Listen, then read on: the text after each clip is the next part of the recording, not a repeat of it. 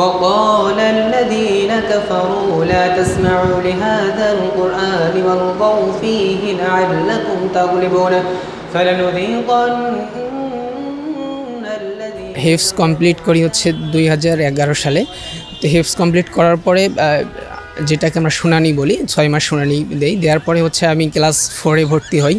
Class 4-এ ভর্তি হওয়ার পরে ক্লাস 6-এ এসে আমি দাখিল মাদ্রাসায় ভর্তি হই, যেটা খালিদ বিন ওয়ালিদ রাদিয়াল্লাহু তাআলা মডেল মাদ্রাসা যেটা, ওখান থেকে যখন ভর্তি হই সেই বছর আমি আসলে 4, 5, 6 তখন আমি তারাবি পড়াতে পারি নাই, কিন্তু হচ্ছে ক্লাস 7 থেকে শুরু করে এখন অবধি পর্যন্ত আমি প্রতি বছরই তারাবি পড়াইছি।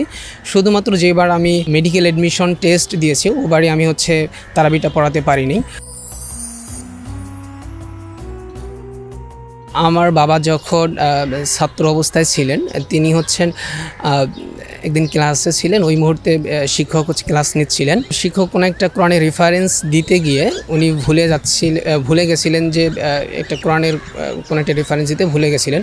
তো ওই মুহূর্তে তিনি বলছিলেন যে আমার এই ক্লাসে কোনো হাফেজ আছো কি না।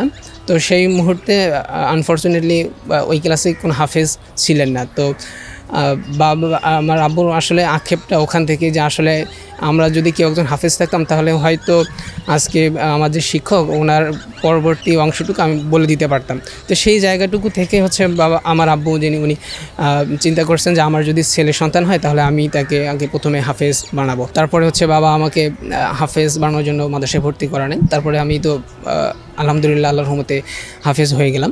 আব্বু আম্মু মেইনলি দুইজনেই আর কি চাইতেন যে আমি যেন একজন ডাক্তার হই। ছোটোবেলা থেকেই আব্বু আম্মুর যেহেতু এই স্বপ্নটা ছিল, তো আমার আসলে ছোটোবেলা থেকে ওটা ইনপুট করা ছিল যে আমাকে আসলে ডাক্তার হতে হবে। আমি আর অন্য কোনো চিন্তা করি নাই। মাঝখানে একটু চিন্তা করেছিলাম হয়তো ইঞ্জিনিয়ারিং, হয়তো ওই দিকে চলে যাব, কিন্তু লাস্ট পর্যন্ত মনে করলাম যে বাবা মার যেহেতু স্বপ্ন, ওই স্বপ্নটা পূরণ করি। ওই জন্যই আর কি পরে মেনলি মেডিকেল অ্যাডমিশন টেস্টের প্রস্তুতি নেয় এবং পরবর্তীতে স্যার সলিমুল্লাহ মেডিকেল কলেজে আর কি চান্স পাওয়া।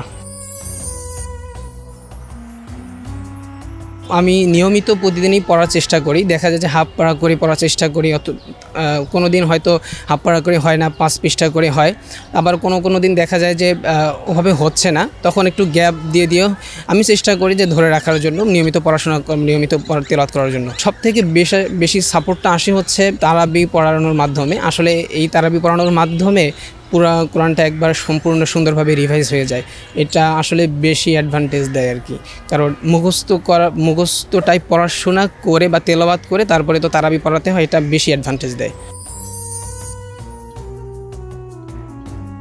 অ্যাজ এ মুসলিম হিসেবে আমি তো রাসূল সাল্লাল্লাহু আলাইহি ওয়াসাল্লামের একটা হাদিস সবসময় মনে রাখার চেষ্টা করি। রাসূল সাল্লাল্লাহু আলাইহি ওয়াসাল্লাম বলেছেন যে হাশরের ময়দানে কিয়ামতের দিবসে আল্লাহ তাআলা বনি আদমকে জিজ্ঞাসা করবেন যে আমি অসুস্থ ছিলাম, তুমি আমাকে দেখতে গিয়েছো কি না। তখন বনি আদম তখন বলবে যে হে আল্লাহ, বিশ্বজাহানের প্রতিপালক, আপনি অসুস্থ থাকার কোনো তো প্রশ্নই আসে না। তখন মহান রব্বুল আলামিন বলবেন যে তোমাদের আশেপাশে তো অনেক অসুস্থ লোক ছিল, তোমরা যদি তাদেরকে দেখতে যেতে তাহলে সেখানে আমাকে দেখতে পেতে।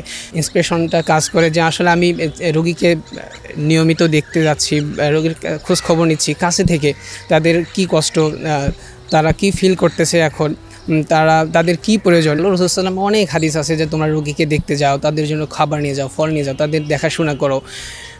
তো আসলে আমি মনে করি যে এটা একদিক থেকে ইসলামেরও কাজ হয়ে যাবে, অনেক বড় একটা ভান্ডার হবে, আবার মানুষেরও জন্য কাজ করা হয়ে যাবে। আমি মনে করি যে ইসলামী চিকিৎসা সেবাকে আরও অনুপ্রাণিত করে।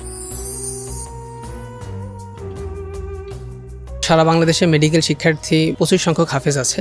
তো আমার ব্যাচেও মোটামুটি আমরা 4 জন হাফেজ আছি। প্রতি ব্যাচেই 1 জন 2 জন করে হাফেজ থাকে। তো আমি মনে করি যে হাফেজ হওয়া মেডিকেল পড়াশোনার ক্ষেত্রে যে প্রতিবন্ধকতা, এটা আসলে ভুল ধারণা। মেডিকেল পড়াশোনাটা একটু মুখস্থ টাইপের, এটা আরও বড় অ্যাডভান্টেজ দেয়, মানবিকতার দিক থেকে অনেক সুন্দর অনেক ভালো হেল্প করে।